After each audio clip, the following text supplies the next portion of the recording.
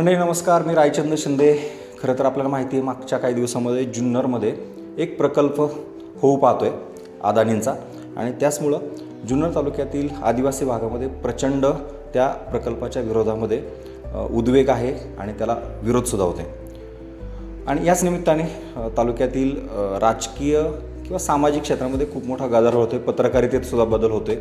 पत्रकारितेतसुद्धा खूप आरोप प्रत्यारोप व्हायला लागले आहेत. आपल्याला माहिती आहे 2 दिवसापूर्वी आंजनावळेला एक गाव बैठक होती. जुन्नरचे आमदार जे विद्यमान आहेत शरददादा सोनवणे यांनी ती गाव बैठकीचं नेतृत्व केलं हा प्रकल्प समजून घेण्यासाठी. पण ही सभाच ग्रामस्थांनी उधळून लावली.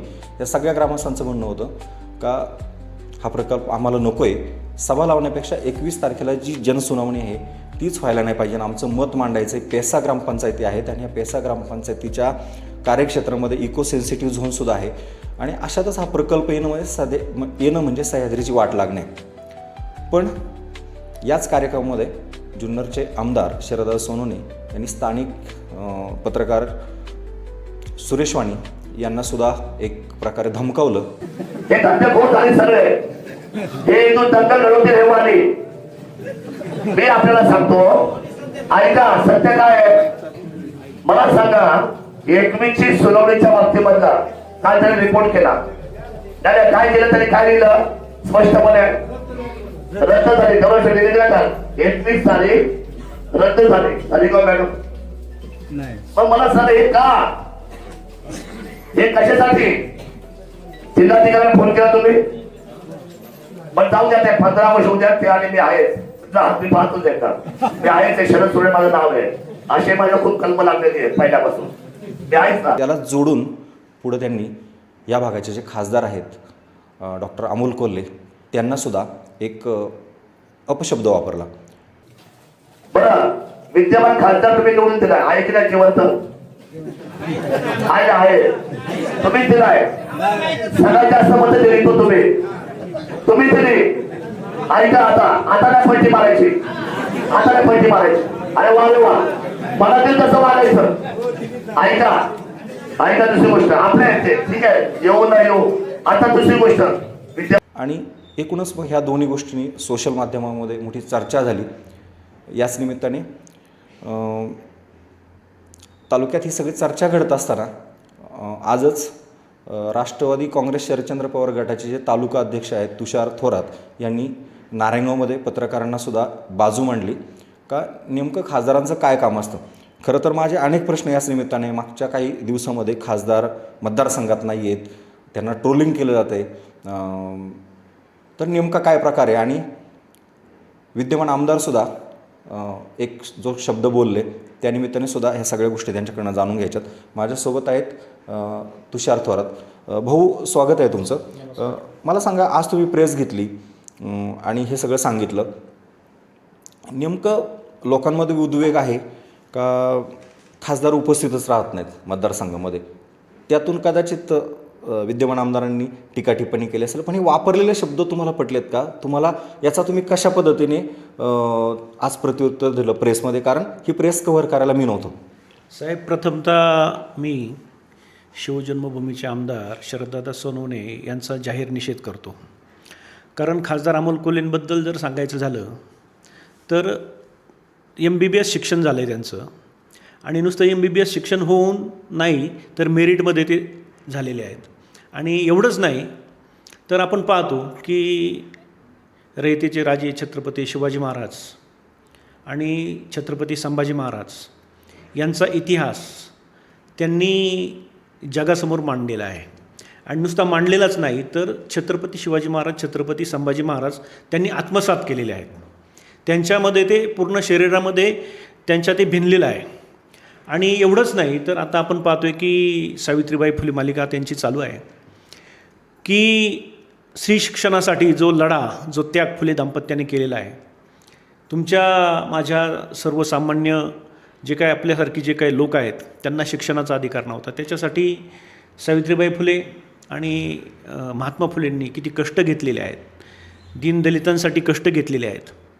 ते सुद्धा त्यांनी चरित्र आत्मसात केलेले आहे आणि सर्वसामान्यांपुढं ते त्यांनी आणलेलं आहे.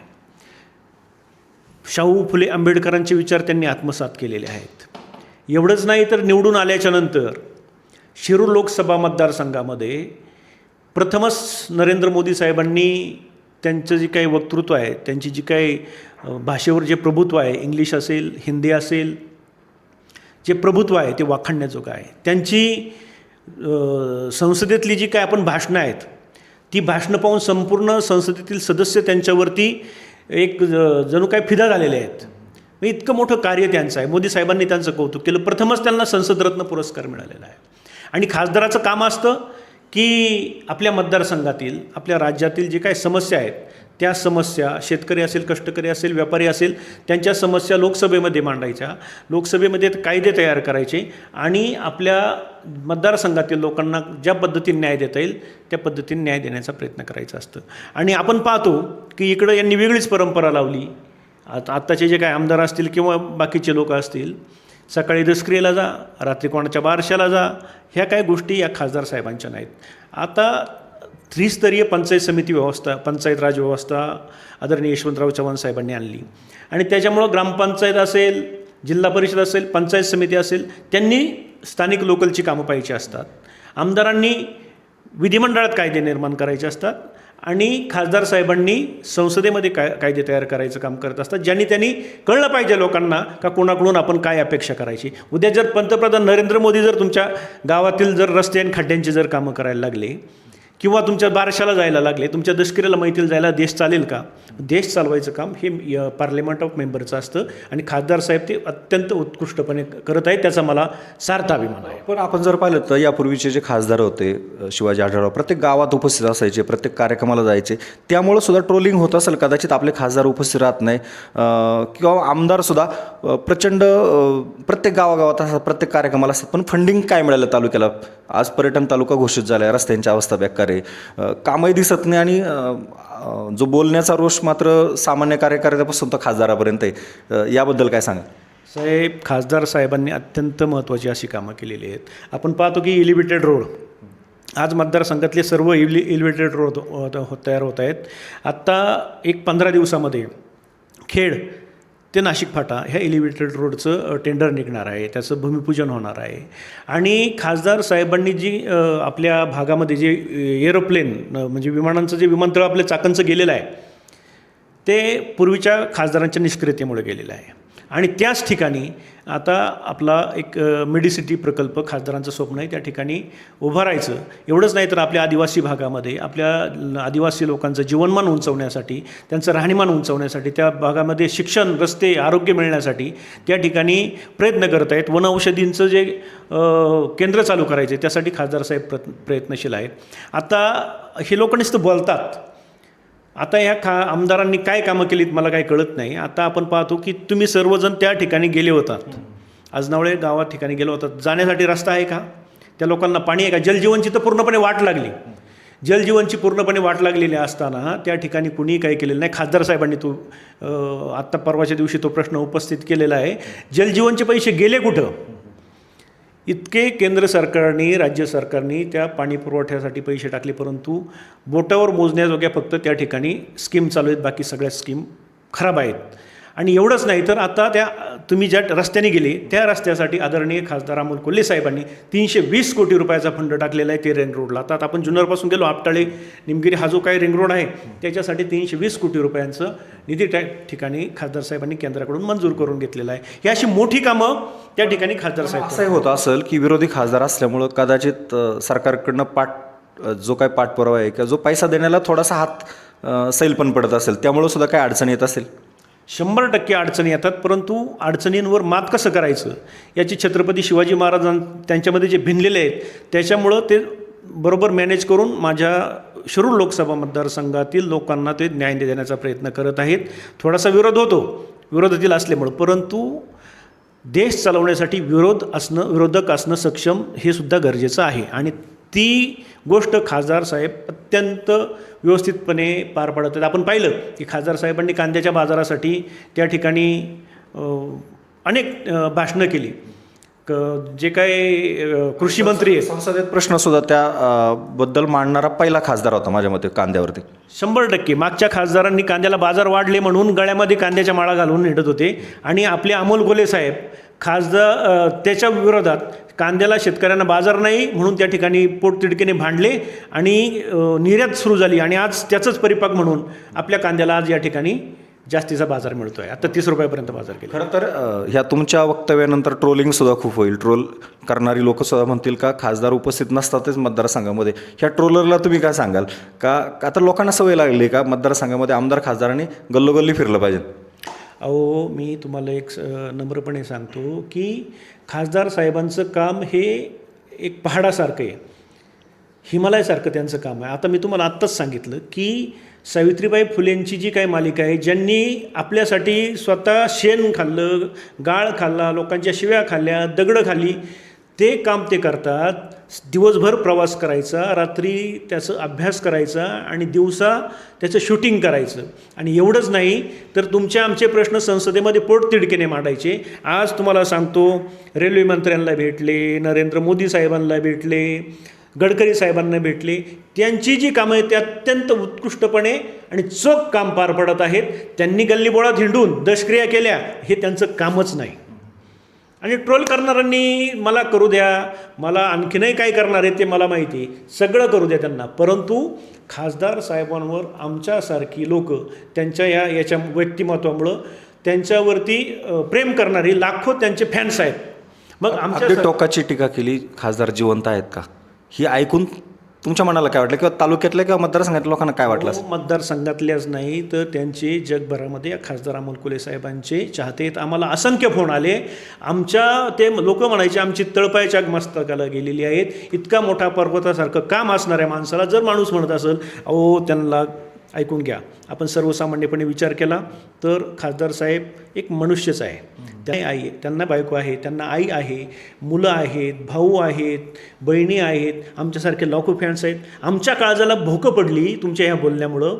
अहो तुम्ही काय करता, तुमची वैचारिक दळभद्री तुम्ही जर अशी मांडत असाल तर याला काय अर्थ आहे? खासदार साहेबांची उंची कुठं, तुम्ही कुठं आणि तुम्ही बोलताय काय? आजपर्यंत आम्ही खासदार साहेबांची आम्हाला शिकवण आहे का वैयक्तिक कोणावर टीका करायची नाही. खासदार साहेबांनी एका शब्दाने सुद्धा तुमच्यावर कधी टीका केली नाही. उलट तुम्ही त्यांच्या फोटोचा वापर करून छत्रपती शिवाजी महाराजांची ज्यावेळेस तुम्ही पाद्यपूजा केली, त्यांची आपण हे करायला गोदरेला जो काही त्यांना पुतळा उभा त्यासाठी मला वाटतं खासदारांच्या फोटोचा वापर केला होता त्यांनी. हो, गोदऱ्याला ज्यावेळेस ते म्हटले का आम्हाला असं अशी छत्रपती शिवाजी महाराजांची सोन्याचं मंदिर उभारायचं आहे, मोठा पुतळा उभारायचा आहे, त्यावेळेस खासदार साहेबांच्या फोटोचा वापर केला आणि त्याच्यासाठी पैसे गोळा केले. आज ते काही दिसत नाही, परंतु तुम्ही त्यांचा वापर योग्य वेळ म्हणजे तुमच्या कामासाठी केला आणि आता ते तुमच्यासाठी जिवंत आहे का विचारता? अरे काय तुमचा दृष्टिकोन?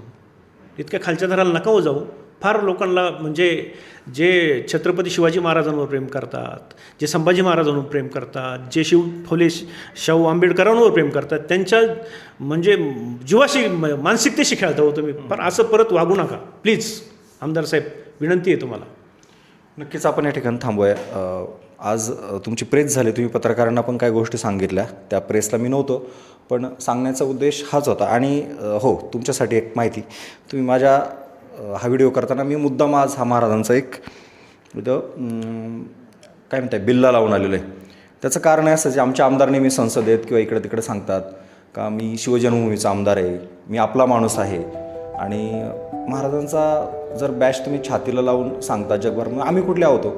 आम्ही पण शिवजन्मभूमीतलेच आहोत ना. आम्ही नाही आमच्या आमदार खासदारांवर असं कधी उलटपालट बोलत. तुम्ही ज्या आमदारांचा खासदारांचा उल्लेख केलात तुम्ही तुमच्या भाषणामध्ये, आम्ही नाही कधी असं काय बोललेलो. मग आम्ही सांगायची गरज आहे का आम्ही पण शिवजन्मभूमीचे आहोत? मला ह्या व्हिडिओतून एकच सांगायचं आहे का वैचारिक पातळी काय असेल ते महाराज इथं बसले पाहिजे. खरं तर ते इथं नाही पाहिजे. त्यांच्याबद्दल जे काही शब्द वापरतो, ज्यांनी महाराजांची भूमिका दूरवर पोहोचवली, महाराष्ट्रात पोहोचवली, महाराष्ट्राच्या बाहेर पोहोचवली, 7 समुद्रपार छत्रपती शिवाजी महाराज पोहोचवले. खरं तर विरोध तालुक्यातून जो होतो आहे तो अगदी सुप्त स्वरूपात आहे. तुम्ही पत्रकारांना ट्रोलिंग केलं तो भाग वेगळा आहे, तुम्ही दांडकी बंद करू म्हटलं तो भाग वेगळा आहे. एक पत्रकार म्हणून तर मी त्याचा जाहीर निषेधच करतो. पण खासदारांना तुम्ही बोलात, खासदार संसदेमध्ये प्रश्न मांडण्याचं काम करतायत आणि तुम्ही त्याचं अशा पद्धतीने भांडवल करताय. जसं की तुषार भाऊंनी सांगितलं का त्यांचा तुम्ही फोटोचा वापर केला. तुमच्या गोदरेच्या पुतळ्याच्या अनावरणाच्या जो काही पुतळा होणार आहे त्याचं जो काही पाद्यपूजन होणार होतं त्यासाठी लोकांना आवाहन करण्यासाठी छत्रपती शिवाजी आणि संभाजी महाराज जगात ज्यांनी पोहोचवले त्या माणसाचा वापर केला. आणि आता तुम्ही म्हणताय ते जिवंत आहेत का? जिवंत ते आहेतच, पण तुमचे विचार जिवंत नाही आमदार साहेब. कारण तुमचे विचार इथं जर असले तर महाराजांबद्दल तुम्ही अशा कधी बोलले नसते. तुर्तातीच थांबणार आहोत, पण पत्रकारांशी बोलताना आणि विरोधी तुमच्या पक्षाचे खासदार असतील किंवा विरोधी पक्षाचे आमदार असतील किंवा सामान्य जनता आहे त्यांच्याबद्दल बोलताना थोडं तरी भान ठेवा. कारण हा शिवजन्मभूमीचा तालुका आहे, छत्रपतींचा तालुका आहे आणि सह्याद्रीची वाट याच अदानींनी लावत असताना तुम्ही मात्र तुमच्या विचारांची वाट लावू नका. धन्यवाद. इथंच थांबूयात.